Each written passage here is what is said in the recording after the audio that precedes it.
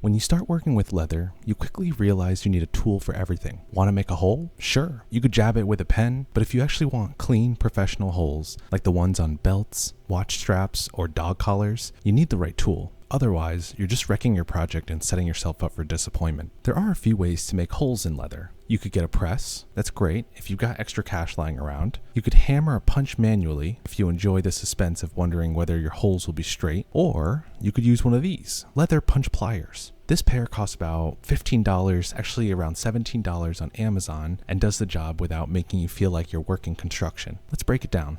So what's in the box? When you order these, you get the pliers, of course. You get these extra press pads. I haven't replaced mine in a year, so either they last forever or I just don't use them enough. Next, you get this tiny ruler that serves no real purpose, but at least they tried. You get this scratch all, which helps clear out stuck leather bits and might also be handy for some other small tasks. And then you also get a small screwdriver, which immediately disappeared, so I don't have that.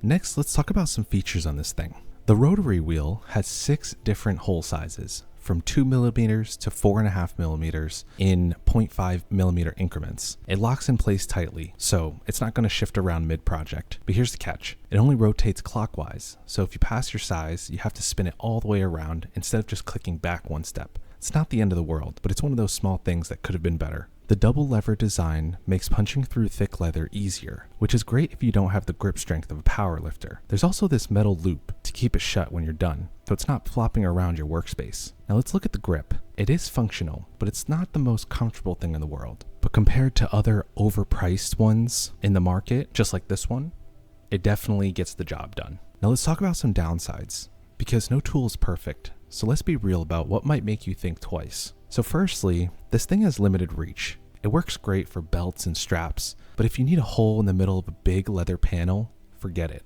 The jaws don't open far enough to reach. Next, I want to talk about how larger holes need extra effort. So the largest punch, the 4.5mm punch, struggles on thicker leather, like 7 to 8 ounce leather. You have to apply a little bit more force and twist to get a clean cut.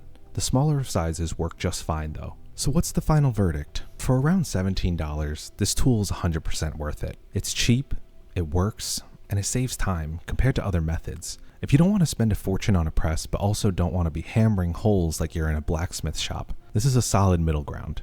If you want to check these out for yourself, I'll leave a link in the description. If you're watching on TikTok, the link will be in my link tree, which is in my bio. I hope this video was helpful. If it was, leave a like for the algorithm. If you want to see more leatherworking content like this, subscribe, and also check out my leather goods at puredleather.com. As always, thank you so much for watching, and I'll see you in the next one.